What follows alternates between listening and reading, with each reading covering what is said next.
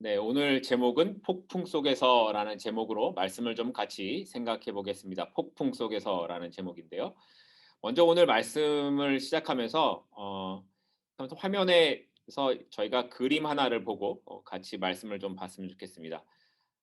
지금까지도 네덜란드의 가장 위대한 화가로 불리고 있는 렘브란트라는 이름을 들어보신 분들이 계실 겁니다. 이 렘브란트 그림의 특징은 그림에 자기 얼굴을 그려 넣은 것으로 유명하다고 합니다. 더욱이 렘브란트는 개신교 신자여서 성경에 나오는 사건을 그림으로 많이 그렸는데, 그 중에서도 지금 보시는 1633년에 그린 갈릴리 바다의 폭풍이라는 그림은 렘브란트의 그림의 특징이 잘 드러난 그런 그림이라고 평가를 받고 있습니다. 이 그림을 보시면 파도에 배가 기울어져 있고요. 어떤 사람은 돛이 넘어지지 않도록 붙잡고 있고, 어떤 사람은 토하고 있는 그런 모습도 있고, 그렇죠. 이 그림 가운데에 보시면 파란 옷을 입고 막대기를 붙잡고 있는 사람이 렘브란트라고 합니다. 이 그림은 당시 갈릴리 지역 배의 특징을 잘 묘사한 그림인데, 이 배가 당시 이 배의 크기가 한 15명 정도 탈 수 있는 그런 나무로 만든 배였기 때문에 이 그림이 잘 그려졌다, 이렇게 생각을 합니다. 안타까운 것은 이 그림이 1990년에 보스턴에 있는 이사벨라 미술관에서 도난을 당한 이후에 아직까지도 이 그림을 찾지 못했다라는 게 아직 좀 안타까운 일이기는 합니다. 그러면 제가 이제 이 그림을 잘 기억하시고요. 화면을 좀 끄도록 하겠습니다. 사실 갈릴리는 바다라고 부르기도 하지만 정확히 말하면 호수입니다. 갈릴리 호수 북쪽에 위치하고 있는 이 헬몬산이 있는데, 여기 헬몬산에서 눈이 녹아 흐르는 물이 갈릴리로 들어와 호수를 만들게 되는 건데, 호수의 크기가 동서로는 12km 정도 되고 남북으로는 한 20km 정도 되는 큰 호수이기 때문에 바다라고 불려지기도 했던 겁니다. 그런데 이 갈릴리 호수의 지형이 북쪽에는 헬몬이라는 높은 산이 있고 호수 주변은 고원으로 이렇게 둘러싸여져 있는 데다가 갈릴리 호수의 호수의 지면이 지중해 수면보다도 200m 정도 낮았기 때문에 가끔 헬몬산의 찬바람이 골짜기를 타고 갈릴리 호수로 불어오는 일들이 있었다라는 겁니다. 그럴 때가 되면 큰 파도가 일어나고 마치 바다에 풍랑이 일어나는 것처럼 그런 일이 일어났다라는 겁니다.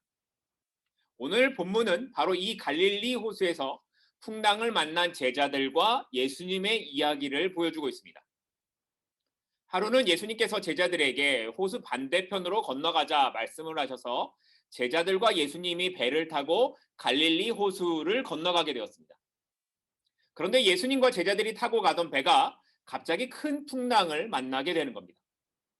이게 얼마나 심한 풍랑이었던지 배에 물이 가득하고 배가 침몰할 위기를 맞았습니다. 배는 점점 가라앉는 것 같고 파도에 부서질 것만 같습니다. 그런데도 예수님은 계속 주무시는 겁니다. 아니, 어떻게 이런 상황에서 계속 주무실 수 있을까? 아마도 제자들은 이해할 수가 없었을 겁니다. 하지만 일단은 중요한 게 물을 퍼내고 돛을 잡고 어떻게든 배가 넘어가지 않도록 최선을 다하는 거기 때문에 제자들은 거기에 정신이 없었습니다. 그런데 상황은 갈수록 더 나빠져만 가는 겁니다. 결국 제자들이 예수님을 깨우기 시작했습니다. 얼마나 다급한 상황이었는지. 주여, 주여, 우리가 죽게 되었습니다. 이렇게 외치는 거죠. 그런데 잠에서 깨신 예수님이 바람과 물결을 꾸짖으시니까 호수가 갑자기 잠잠해졌다라는 것이 오늘 본문의 말씀입니다. 그런데 만약 여러분이 이 배에 타고 있었다면 어떠셨을 것 같으십니까? 저는 놀이기구 중에 약한 편에 속한다고 하는 바이킹도 잘 못합니다. 젊었을 때는 좀 탔는데 이제는 조금만 타도 속이 울렁거리고 토할 것 같아서 아예 놀이기구는 쳐다보지도 않습니다. 그런데 제자들의 상황은 렘브란트의 그림처럼 파도의 뱃머리가 높이 들려서 곧 배가 뒤집어질 것 같은 상황입니다. 이런 상황이라면 뭐 귀에다가 뭘 붙이고 뭐 별짓을 해도 아무 소용이 없을 겁니다. 심지어 제자들 중에는 여러 명이 어부 출신이었음에도 불구하고 그들에게 방법이 없는 그런 상황에 놓여 있었습니다. 그런데 오늘 말씀을 볼 때 우리가 가장 먼저 주의 깊게 봐야 하는 말씀이 22절에 나오고 있습니다. 오늘 말씀 누가복음 8장 22절인데요. 하루는 제자들과 함께 배에 오르사 그들에게 이르시되 호수 저편으로 건너가자 하심에 이에 떠나. 여기 22절 시작하는 부분에 하루는 이라고 시작을 하죠. 여기 하루는 어떤 날 중에 하루냐면 누가복음 8장 1절에 있는 대로 예수님께서 각 성과 마을에 두루 다니시면서 하나님의 나라를 선포하던 그런 날들 중에 하루라는 겁니다. 그렇게 말씀을 전하시던 주님이 제자들에게 호수 저편으로 건너가자라고 하신 거예요. 그러니까 예수님께서 어떤 목적을 갖고 건너편 동네로 가시기 위해 배를 타셨던 것이고 그 배 안에 예수님이 함께 계신 상황인 겁니다. 다시 말하면 복음을 전하기 위해 예수님이 가자고 하셨고 그 배에 예수님이 계신 상황인데 그런데도 그 배가 어떤 상황에 놓였습니까? 광풍을 만나서 제자들이 죽을 것 같은 상황에 놓인 겁니다. 예수님이 가자고 하신 길인데 거기에도 광풍이 있는 겁니다. 복음을 전하기 위해 가는 길인데도 광풍이 일어납니다. 더구나 주님과 함께 있는데도 광풍을 만나게 되었다는 겁니다. 이건 말이 안 되는 것 같습니다. 예수님과 함께 있으면 이런저런 위험에서 건져내시고 안전하게 하셔야 되지 않을까? 적어도 주의 자녀들이 주의 일을 하기 위해서 애쓰고 힘쓴다면 주의 날개 그늘 아래서 보호하시는 것이 맞지 않을까? 우리는 그런 생각을 당연하게 하죠. 그래서 예수 믿으면 고생 끝 행복 시작, 풍랑 끝 순풍 시작 뭐 이런 기대를 하는 겁니다. 예수 믿으면 들어가도 복을 받고 나가도 복을 받고 이런 기대를 하는 거죠. 그런데 성경을 보면 그게 아니라고 말합니다. 오늘 말씀도 복음을 전하는 길에 광풍을 만났죠. 예수님이 계시는데도 광풍이 일어나고 죽을 것 같은 상황을 만나게 되더라는 겁니다. 아니 성경은 예수를 믿으면 오히려 더 그런 일들이 더 많이 만나게 될 것이라고 말을 합니다. 광풍과 같은 상황, 어려움이 예수를 믿는 것 때문에 신자가 만나게 되는 일들이라고 성경이 많은 곳에서 이야기를 하고 있습니다.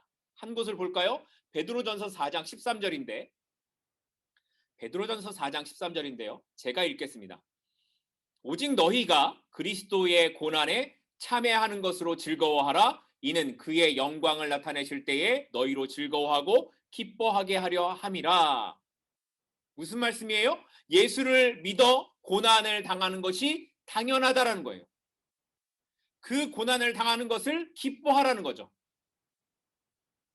하지만 중요한 것은 그럼에도 불구하고 그런 광풍의 순간을 만남에도 불구하고 신자는 예수님과 함께 하기 때문에 그것을 넉넉히 이겨낼 수 있다라는 것입니다. 아니, 그렇게 이겨내도록 주님이 우리를 붙잡아 주신다라고 말씀하고 있는 겁니다. 창세기 12장을 보게 되면 하나님께서 아브라함을 부르시는 장면이 나옵니다.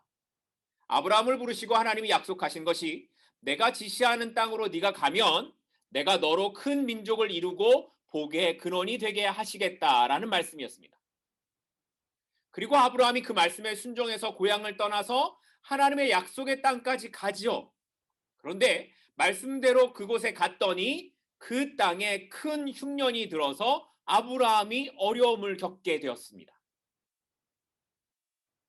다 포기하고 자기가 살던 것을 버리고 아무도 알지 못하는 그 땅에 왔으면 뭔가 잘 되어야죠. 하나님께서 뭔가 준비하신 게 있으셔야 하는 것 아닙니까? 그런데 아브라함이 만난 건 큰 흉년이었습니다. 그런데 성경은 거기서 끝나지 않고 그것으로 아브라함이 굶어 죽었다 이렇게 말하지 않죠. 아니요. 오히려 그것으로 아브라함을 더 부유하게 하시고 결국에는 그를 믿음의 조상이 되게 하신 것으로 성경이 끝나고 있습니다. 그렇기 때문에 우리가 경험하는 신자의 삶이란 이런 것입니다. 주님을 믿어서 광풍을 피하는 일은 거의 없습니다. 우리는 누구나 다 예외 없이 풍랑을 만납니다. 때로는 죽을 것 같은 그런 풍랑을 만나기까지도 하죠. 어떻게 보면 절망뿐인 그런 상황일 수도 있습니다. 예수를 믿었는데 일이 더 힘들어지고, 예수를 믿었는데 관계가 안 좋아지는 것 같고, 예수를 믿었는데 재정적인 상황들이 더 나빠지기도 합니다. 예수를 믿었는데 병이 걸리기도 합니다. 그런데 신자는 그 자리에서 주님을 바라보는 겁니다. 바람과 바다를 잔잔하게 하시는 주님이 나와 함께 하신다는 사실을 기억해야 하는 겁니다. 우리에게는 너무나 무섭고 감당할 수 없는 광풍이지만 주님에게는 단 한마디의 말로 잠잠케 되는 그 주님이 나와 함께 하심을 기억하는 겁니다. 이것이 신자가 살아가는 삶의 모습이라는 겁니다. 하나님께서는 때로 이해할 수 없는 일을 우리에게 허락하십니다. 내 생각과 계획은 이렇게 가는 게 좋은데 하나님은 내 시간표대로 내 계획대로 움직이지 않으실 때가 많으십니다. 왜냐하면 오히려 하나님은 그 모든 것 위에서 일하고 계시기 때문입니다. 그렇기에 내가 이해하지 못해도 그것이 나에게 최선임을 믿어야 하는 겁니다. 예수님께서 가자고 했는데 왜 광풍이 오지? 이해할 수 없지만 예수님께서 가자고 했기 때문에 목적이 있을 것이고 함께 하시기 때문에 결국에는 선하게 끝날 것이라는 믿음이 제자들에게 있었다면 제자들이 이렇게 예수님을 붙잡고 깨우면서 우리가 죽게 되었다라고 반응하지 않았을 것입니다. 그러니까 이 이야기의 결국은 믿음이란 무엇인가 그 문제인 겁니다. 오늘 문제를 만난 우리 앞에서의 선택도 둘 중에 하나인 겁니다. 광풍을 쳐다보고 두려워할 것인가 아니면 주님께 집중할 것인가. 여러분은 어떤 선택을 하시겠습니까? 그런데 이렇게 제자들이 풍랑을 만나서 죽게 되었다라고 하는 순간에 주님이 뭘 하고 계셨는지를 좀 우리가 봐야 할 것 같습니다. 누가복음 8장 24절인데요. 제자들이 나와 깨워 이르되 주여 주여 우리가 죽겠나이다 한데 예수께서 잠을 깨사 바람과 물결을 꾸짖으시니 이에 그쳐 잔잔하여지더라. 예수님의 말씀대로 제자들이 배를 탔는데 풍랑이 일어나고 제자들은 고생을 하죠. 그런데 그 중에 예수님은 뭘 하셨습니까? 주무시고 계셨다는 겁니다. 이 말은 예수님이 먼저 잠이 드셨고 그 후에 광풍이 일어난 것을 말하죠. 그런데 광풍이 일어나서 이렇게 풍랑이 일어나서 배가 바이킹처럼 막 흔들거리고 있고 배에 물이 가득하게 되는데도 예수님이 어떻게 잠이 깨지 않고 잘 수 있을까요? 그래서 이것을 어떤 분들은 예수님이 얼마나 피곤하셨으면 이렇게 주무셨을까 뭐 이렇게 말을 하기도 하지만 이건 그렇게 피곤하신 예수님을 의미하는 게 아닙니다. 물론 주무셨다라는 것 자체로는 예수님의 완전한 인성, 예수님이 사람과 같이 되셨다라는 것을 보여주고 있지만 지금 예수님께서 주무시는 이것은 제자들에게 그것 이상의 뭔가를 말씀하고 계시는 겁니다.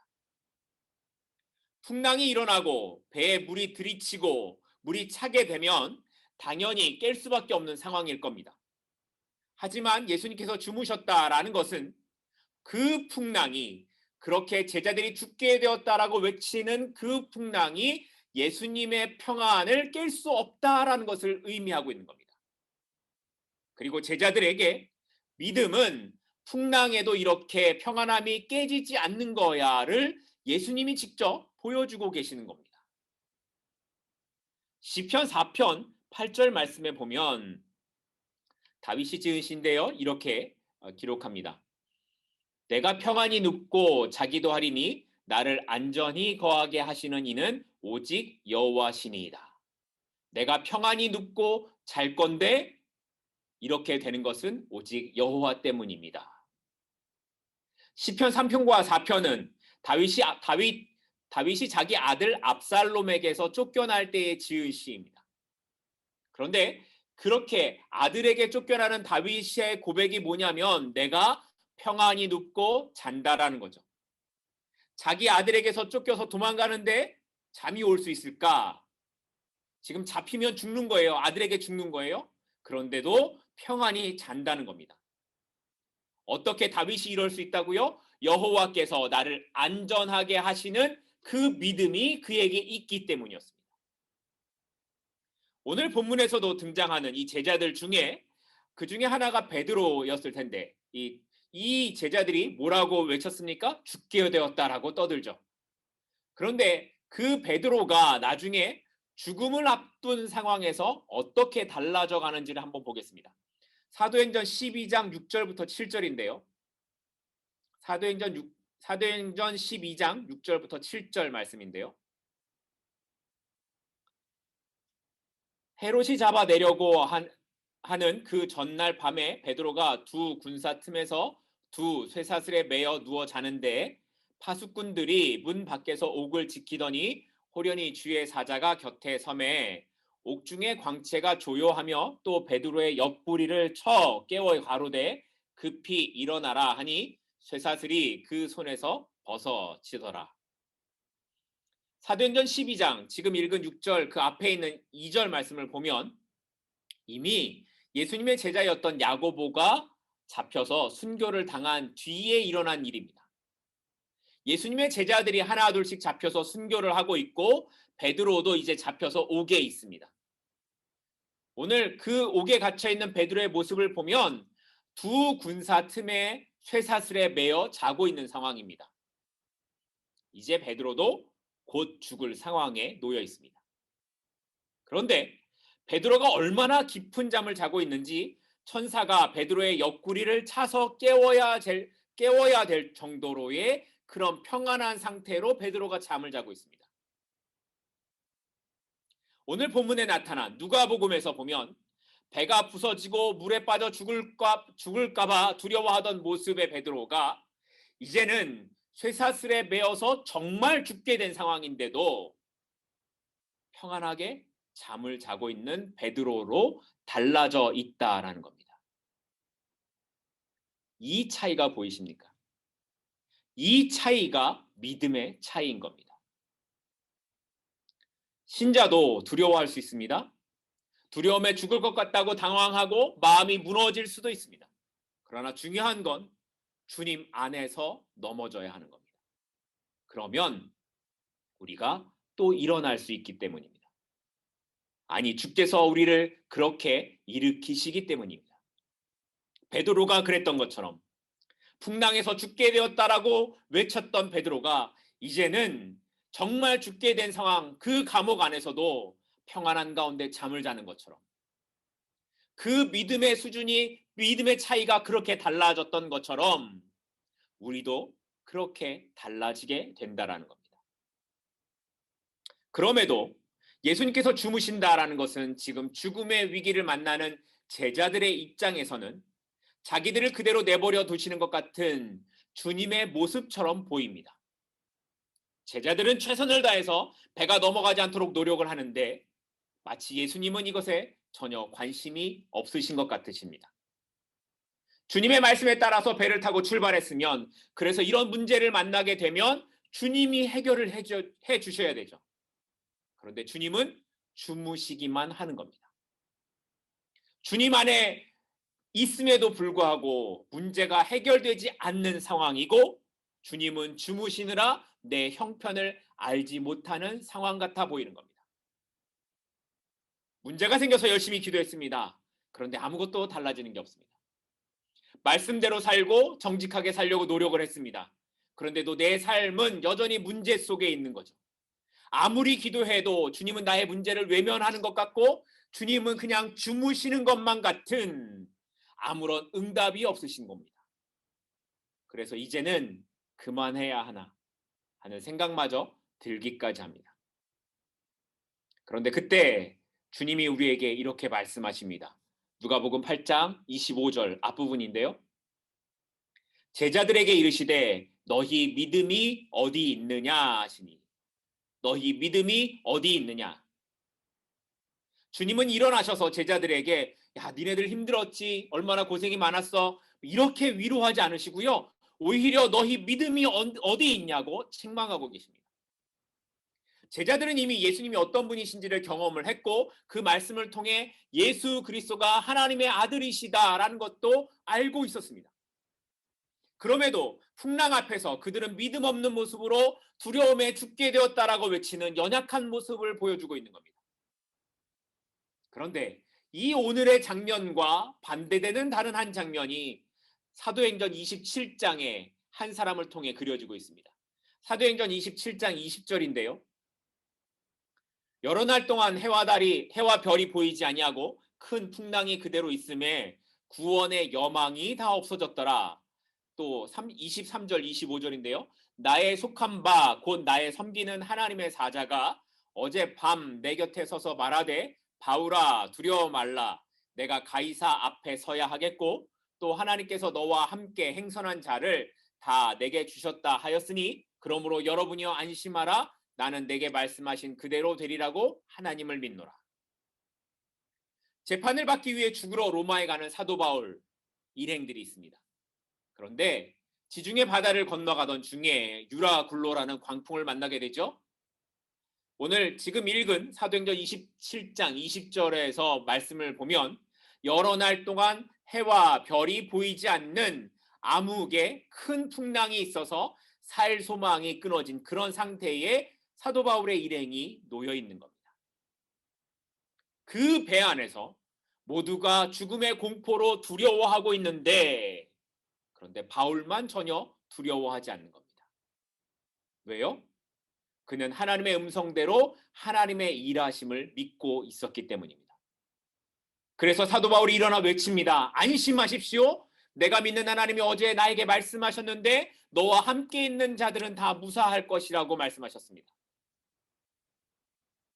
모든 사람이 구원의 소망이 없고 절망이라고 할 때 바울은 그 가운데 소망을 갖고 있습니다. 이것이 어떻게 가능했을까?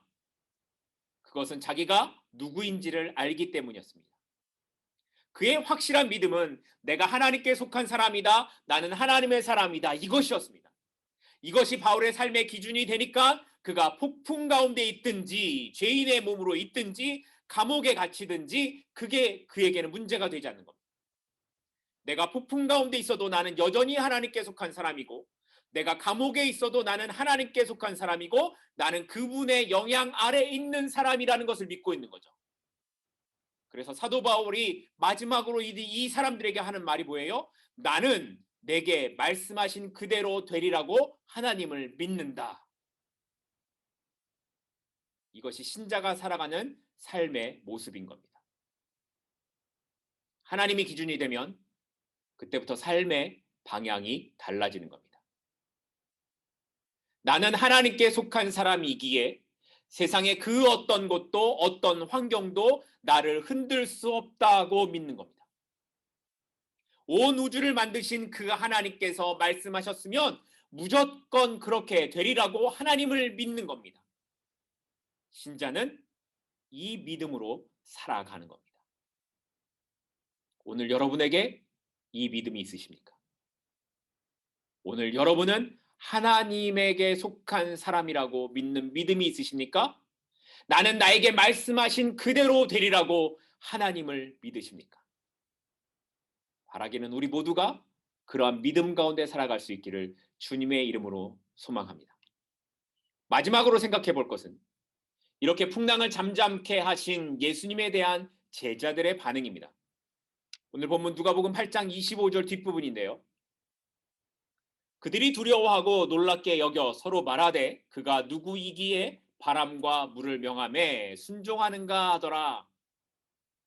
제자들이 이 풍랑을 잠잠케 하신 예수님을 바라보면서 서로 뭘 말해요? 뭐라고요? 그가 누구이기에 라고 말합니다. 그가 누구이기에. 그동안 제자들은 주님을 따르면서 수많은 기적을 봐왔습니다.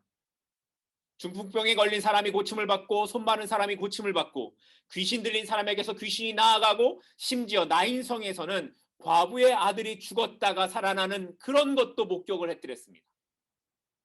그런데 풍랑을 잠잠케 하신 예수님을 경험한 후에 그들의 고백은 그가 누구이기에 라는 겁니다. 그가 누구이기에. 이게 어떤 의미인지 우리가 살펴봐왔던 누가복음 7장을 보면 좀 더 확실해집니다. 누가복음 7장 49절인데요. 함께 앉아 있는 자들이 속으로 말하되 이가 누구이기에 죄도 사하는가 하더라. 이가 누구이기에.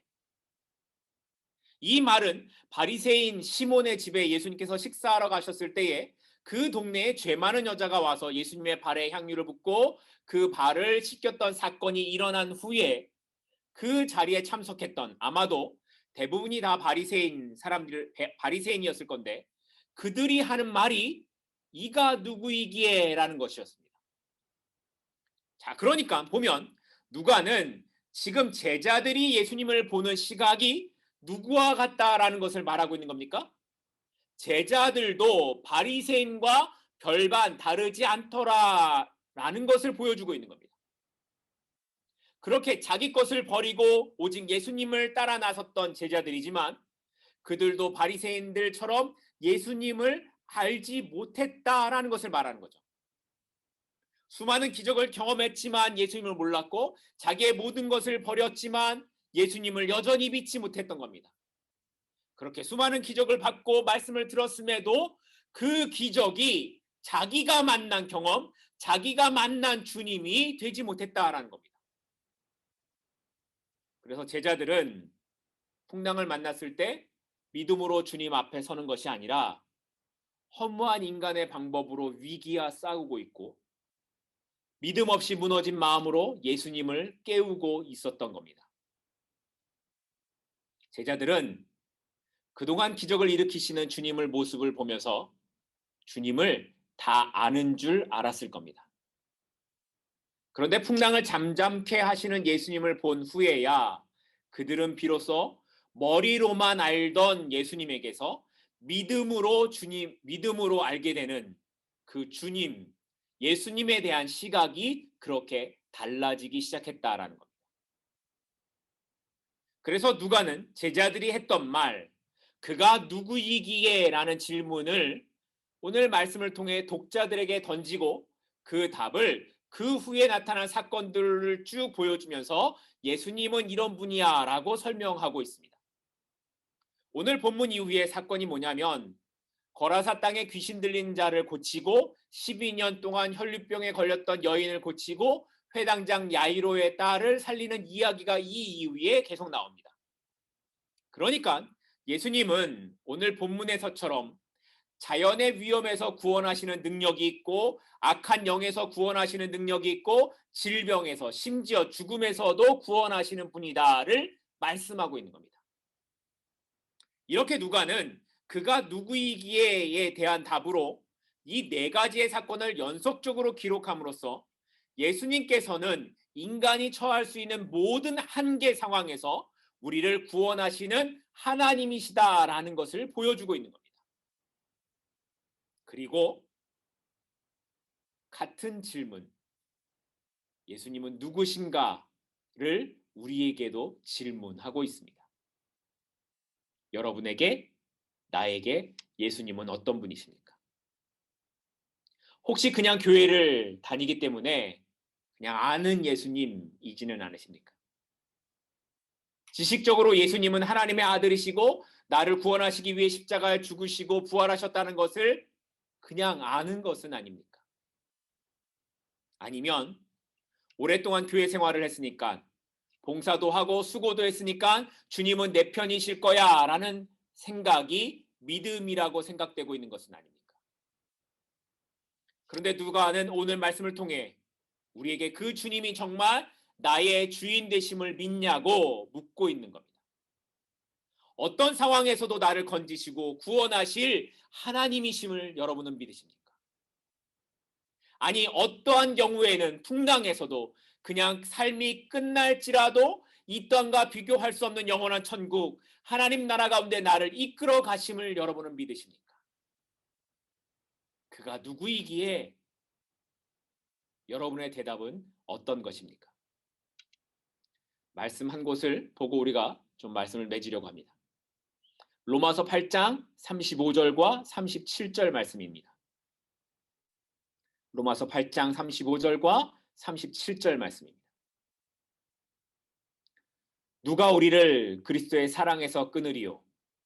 환난이나 곤고나 박해나 기근이나 적신이나 위험이나 칼이랴. 그러나 이 모든 일에 우리를 사랑하시는 이로 말미암아 우리가 넉넉히 이기느니라. 주님은 우리를 넉넉히 이기게 하실 겁니다. 어떤 상황 가운데에서라도 주님은 우리를 넉넉히 이기게 하실 겁니다. 그 문제가 사라지든지 그냥 남아있든지 그것과 상관없이 우리로 넉넉히 이기게 하실 겁니다. 그것이 우리를 사랑하시는 주님의 일하심이기 때문입니다.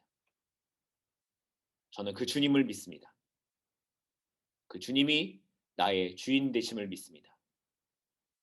바라기는 여러분, 우리 교회 모든 성도들도 그 고백으로 이 시간 주님 앞에 나아갈 수 있기를 소망합니다. 주님이 나의 주인 되심을 믿고 넉넉히 이기게 하시는 주님만 바라봅니다. 기도하겠습니다.